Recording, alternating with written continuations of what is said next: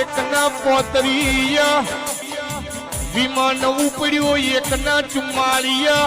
મેઘાણી નગરમાં ક્રેશ થઈ ગયું પરિવાર વિખૂટો પડી ગયો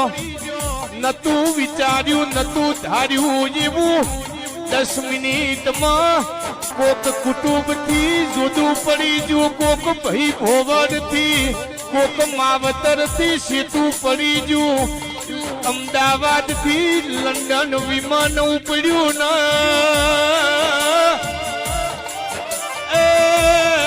ભાકોદરની મેલડીઓ ભરજે